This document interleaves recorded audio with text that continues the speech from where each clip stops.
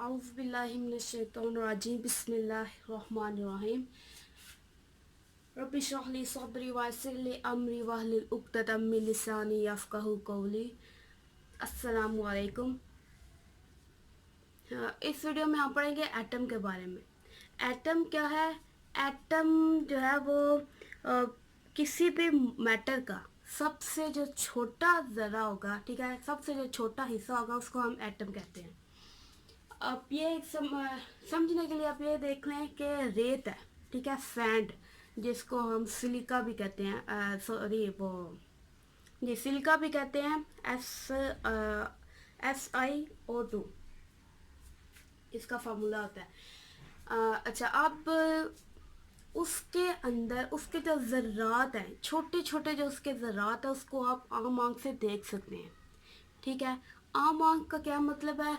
आम आंख मतलब जो कुदरती है, ठीक है, जो गॉड गिफ्टेड होती है, उस आंख से आप उसको देख सकते हैं, ठीक है, उसको हम कहते हैं आम आंख, ठीक है, या नेकेड आई। अच्छा, अब आम आंख से उसके छोटे से छोटे जो ज़रात है उसको आप देख सकते हैं, ठीक है। अब ये फ़र्ज़ कर लें कि वो जो छोटे से छोटे ज़रात है वो एटम है।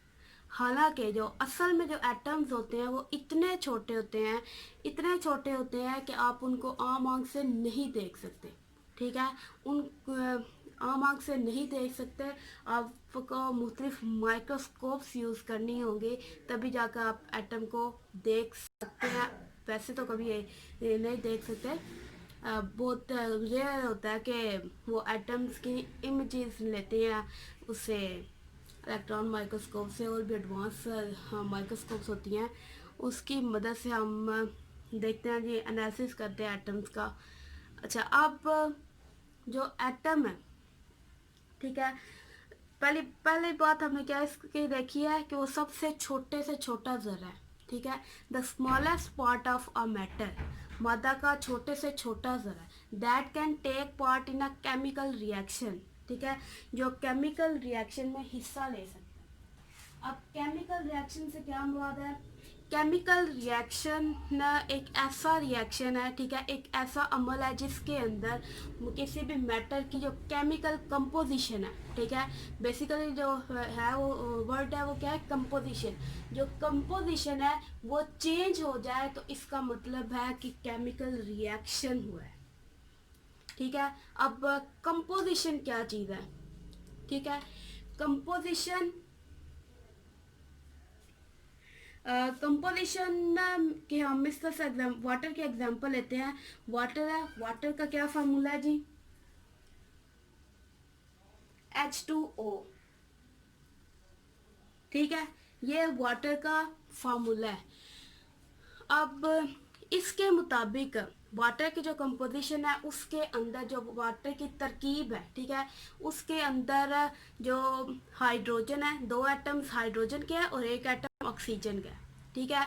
हम ये कह सकते हैं कि जो वाटर की कंपोजिशन है वो क्या है कि उसके अंदर दो हाइड्रोजन के एटम्स हैं और एक ऑक्सीजन का एटम है, ठीक है। अगर किसी रिएक्शन में पानी की कंपोजिशन चेंज हो जाए, ठीक है, वाटर की तरकीब चेंज हो जाए, तो इसका मतलब है उसके अंदर वो केमिकल, कोई केमिकल रिएक्शन हुआ है, ठीक है। अच्छा, उसके बाद स्ट्रक्चर पर अगर आ जाए, एटम के स्ट्रक्चर पर, एटम के अंदर जो बेसिकली तीन पार्टिकल्स मौजूद होते हैं, ठीक है। मज़ीद जो छोटे एक एटम है, सबसे छोटा है, ठीक है, उसके अंदर मज़ीद बहुत छोटे छोटे पार्टिकल्स मौजूद हैं। सबसे पहले जी इलेक्ट्रॉन, ठीक है, दूसरा प्रोटॉन, तीसरा न्यूट्रॉन, बेसिकली ये तीन है, ठीक है।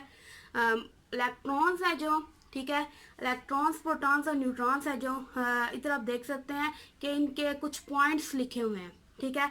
सबसे पहला पॉइंट इनका डिस्कस किया गया, इनकी लोकेशन, ठीक है, इनकी लोकेशन कहाँ कहाँ, यानी कि कहाँ ये एक एटम के अंदर कहाँ कहाँ ये पाए जाते हैं, ठीक है। जो इलेक्ट्रॉन्स हैं, ठीक है, वो रिवॉल्व अराउंड द न्यूक्लियस, वो न्यूक्लियस के बाहर मौजूद होते हैं और न्यूक्लियस के गिर्द चक्कर लगाते हैं। अब प्रोटॉन्स है, प्रोटॉन्स क्या है? Present inside the nucleus. जो प्रोटॉन्स और न्यूट्रॉन्स है ये दोनों न्यूक्लियस के अंदर मौजूद होते हैं। अब इनके ऊपर जो चार्ज है, ठीक है, कि इसके ऊपर चार्ज की नोयत कैसी होगी है। उसमें अगर देखें तो इलेक्ट्रॉन्स के ऊपर नेगेटिव चार्ज होता है, प्रोटॉन्स के ऊपर पॉजिटिव चार्ज होता है और न्यूट्रॉन्स न्यूट्रल होते हैं। ठीक है, इन पर कोई चार्ज नहीं होता। इतना तक समझ आ गया है। अब उसके बाद है प्रोटॉन्स हैं जो, ठीक है, जो टोटल नंबर ऑफ प्रोटॉन्स होंगे, एक एटम है उसके अंदर जितने प्रोटॉन्स की तादाद होगी वो उसके क्या है, उसका एटॉमिक नंबर है, जिसका जो सिंबल है वो क्या है, जी, कैपिटल सी। कैपिटल जी से हम किसको जाहिर करते हैं, एटॉमिक नंबर को। और एटॉमिक नंबर का मतलब क्या है जी, नंबर ऑफ प्रोटॉन्स। ठीक है, नंबर ऑफ प्रोटॉन्स को हम क्या कहते हैं, एटॉमिक नंबर। अच्छा, अब अगर इसके स्ट्रक्चर की तरफ आए तो ये है जी, ये सोडियम का स्ट्रक्चर ड्रा किया हुआ है। सोडियम क्या है, एक मेटल है। ठीक है, सॉफ्ट मेटल है जिसको आप नाइफ से भी कट कर सकते हैं।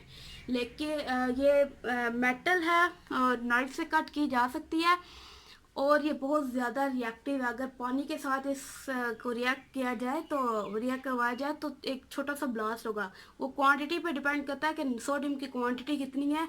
अगर सोडियम की क्वांटिटी ज़्यादा हो तो वो ब्लास्ट यानी कि उसको आग लग जाएगी। ठीक है, वो जो ब्लास्ट होगा वो उसकी भी क्वांटिटी इंक्रीज हो जाएगी, उसका रेट ज़्यादा हो जाएगा, ये कह सकते हैं। अच्छा, अब लेबॉर्ट्रीज में जो सोडियम है उसको कैरोसिन में डिप करके रखते हैं ताकि अगर इसको थोड़ा सा भी मॉइस्चर लगा तो ये सारा ज़ाया हो जाएगा, फिर ये एक्सपेरिमेंट्स के लिए इसको यूज़ नहीं किया जा सकेगा। अच्छा, अब ये क्या है जी, हाँ, स्ट्रक्चर ऑफ सोडियम एटम है। एक बात याद रखें, जो डायग्राम्स के नीचे जो टाइटल दिया जाता है, ठीक है, डायग्राम्स का जो टाइटल है वो देना लाजिम होता है। ठीक है, और वो टाइटल हमेशा डायग्राम के नीचे दिया जाता है। ठीक है, अगर आप टेबल वगैरह ड्रॉ करते हैं, टेबल वगैरह ड्रॉ करते हैं जस्ट लाइक फिजिक्स है, फिजिक्स के अंदर आप टेबल्स ड्रॉ करते हैं या एक्सपेरिमेंट करते हुए टेबल ड्रॉ करते हैं तो उसका टाइटल ऊपर दिया जाता है। ठीक है, लेकिन डायग्राम का जो टाइटल होता है वो हमेशा नीचे लिखा जाता है, ये बताने के लिए कि ये डायग्राम किस चीज़ की निशानदेही कर रही है। ठीक, अच्छा, ये अब डायग्राम है, ये जो डायग्राम है ये किसकी डायग्राम है, स्ट्रक्चर ऑफ सोडियम की, structure of sodium atom. Sodium atom का स्ट्रक्चर ड्रा किया गया, एटॉमिक स्ट्रक्चर इसको हम कहते हैं, उसका एटॉमिक स्ट्रक्चर है। ठीक है, ये जो सेंटर में है ये न्यूक्लियस है। ठीक है, ये क्या है, न्यूक्लियस। और इसको सब 1911 में रदरफोर्ड ने दरियाफ्त किया था। दो डिफरेंट वर्ड हैं, आज़ाद करना और दरियाफ्त करना। ठीक है, दरियाफ्त करना इंग्लिश में इसको हम डिस्कवर करना कहते हैं। ठीक है, ईजाद करना मतलब इन्वेंट करना। अब वो इंग्लिश वाला इंग्लिश में पढ़िएगा। अच्छा, अब ये चलें फिर बता देते हैं, दरियाफ्त करना क्या है।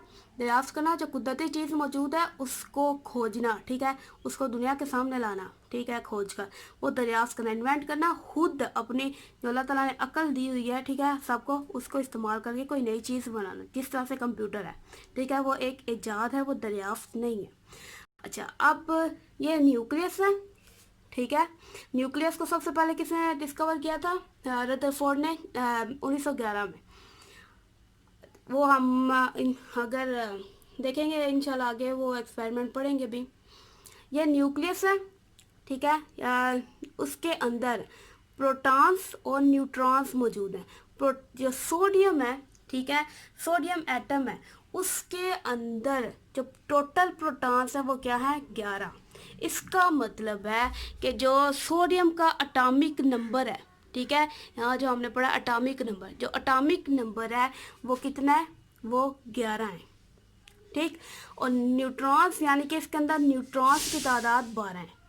ठीक, और ये दोनों जब प्रोटॉन्स और न्यूट्रॉन्स, इन दोनों को जमा किया जाए, ठीक है, नंबर ऑफ प्रोटॉन्स और नंबर ऑफ न्यूट्रॉन्स को जब प्लस किया जाता है तो हमारे पास एक और टर्म आ जाती है जिसको हम कहते हैं मास नंबर। ठीक है, और इसका सिंबल है कैपिटल ए। इसकी इक्वेशन हम इस तरह से लिख सकते हैं, mass number is equal to number of protons plus number of neutrons. ठीक, नंबर ऑफ प्रोटॉन्स को हम जी से रिप्रेजेंट करते हैं, नंबर ऑफ मास नंबर को कैपिटल ए से। तो ये एक ये क्या है, फार्मूला टाइप बन जाता है। अगर आपने फार्मूलाज को याद रखना है, ठीक है, फार्मूलाज को याद रखने का सबसे पहले तो प्रैक्टिस करें, उसके बाद आप इनको अपनी बुक के सबसे जो पहला पेज है, ठीक है, इसके ऊपर आप अपना नाम लिखते हैं, उसके ऊपर इस ये फार्मूलाज को लिख लिया करें, ताकि जब भी आप बुक खोलें तो आपको सामने हो और एक दफ़ा नज़र पड़ जाए, तो आपको जो सबकॉन्शियस माइंड है उसके अंदर वो स्टोर रहे। अच्छा जी, उसके बाद ये है न्यूक्लियस। न्यूक्लियस के बाहर इलेक्ट्रॉन्स गर्दिश करते हैं, ठीक है।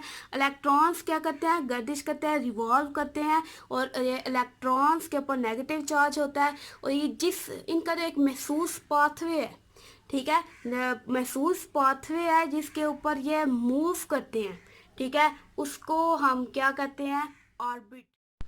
अच्छा, उसके बाद जो ऑर्बिट है, ठीक है, ऑर्बिट है, ठीक है, इस इलेक्ट्रॉन्स जो हैं वो एक महसूस रास्ता है उनका, ठीक है, महसूस पाथवे है जिसके अंदर वो न्यूक्लियस के इर्द गिर्द चक्कर लगाते हैं, ठीक है, उस रास्ते को हम क्या कहते हैं, ऑर्बिट। ऑर्बिट के और भी नाम है, एक इसको शेल का नाम भी दिया जाता है, और एनर्जी लेवल्स का भी।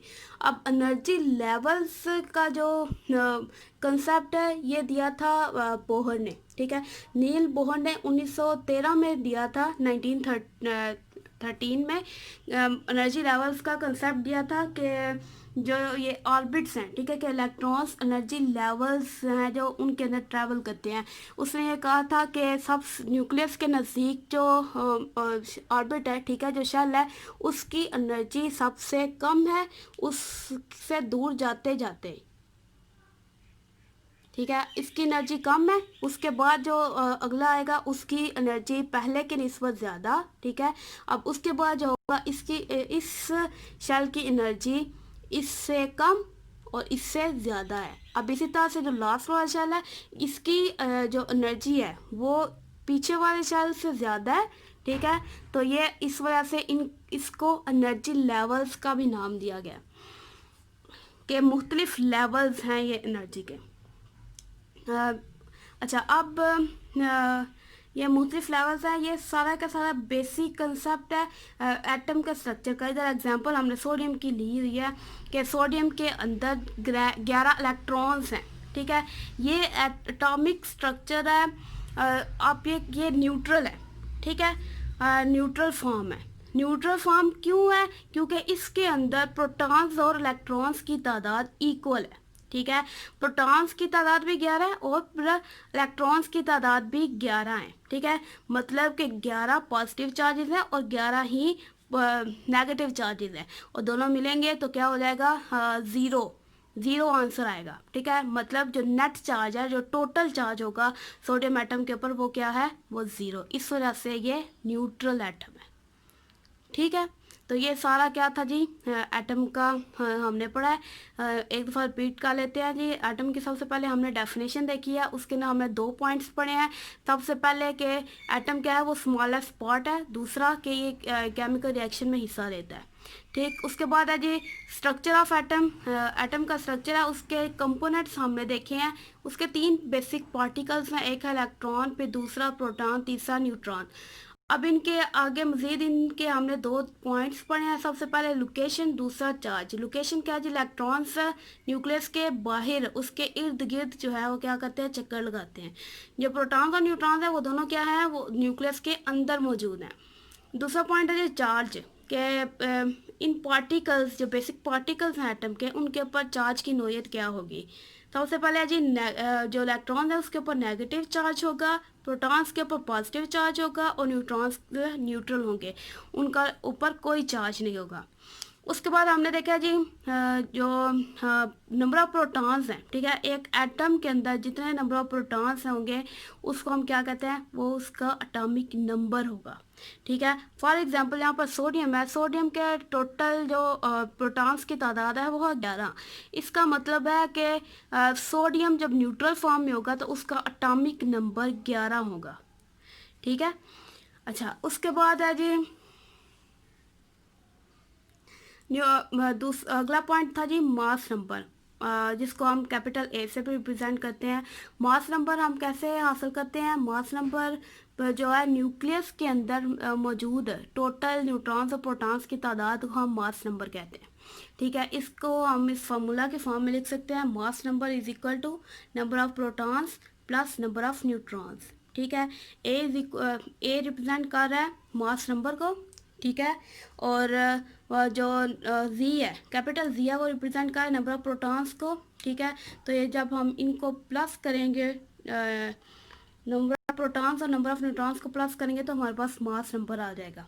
ठीक है, अब हम देखते हैं सोडियम का मास नंबर क्या है। ठीक है, वैसे तो आपको यहाँ से पता चल गया होगा कि जो सैम्बल होता है ना किसी एलिमेंट का, एलिमेंट के बारे में हम आगे पढ़ेंगे अगली वीडियो में इंशाल्लाह। सोडियम है, ठीक है, ये नीचे उसके बेस में जो है वो एटॉमिक नंबर लिखा जाता है और ऊपर मास नंबर लिखा जाता है। ठीक है, 23 है मास नंबर। अब इसको हम क्या करते हैं, प्रूफ कर लेते हैं, या फिर ये देख लें, इक्वेशन में देख लेते हैं। मास नंबर ए, ठीक है, हमारे पास एटॉमिक नंबर क्या है सोडियम का, सोडियम के पास कितने प्रोटॉन्स हैं, 11, तो ये 11, और न्यूट्रॉन्स कितने हैं जी, 12। ठीक है, तो ये हमारे पास आ जाता है जी, इन दोनों को प्लस करें, और एक 3, एक और एक ये 2। ठीक है, 23 एटॉमिक सॉरी मास नंबर है किसका, सोडियम का। ठीक, अच्छा, जो ये कैलकुलेटेड है, कैलकुलेटेड वैल्यू है। ठीक है, अगर हम ये देखें जो थ्योरेटिकल जो एक्सपेरिमेंट करके हमारे पास वैल्यू आती है ना, वो आती है 22.98। तो इसको राउंड अप करते हैं। ठीक है, तो राउंडिंग ऑफ करके ये इसको हम अप्रॉक्सीमेटली इक्वल टू कर देते हैं जी 23 के। ठीक है, आई होप आपको समझ आई होगी एटम के बारे में। एटम का जो बेसिक उसका इंट्रोडक्शन है, उसका बेसिक कंसेप्ट है, वो हमने इस वीडियो में देखा है। अगर आपको ने इस वीडियो से कुछ सीखा है तो प्लीज़ चैनल को सब्सक्राइब करें और वीडियो को शेयर करें, लाइक करें। ठीक, अल्लाह हाफिज़, अगली वीडियो में मिलेंगे।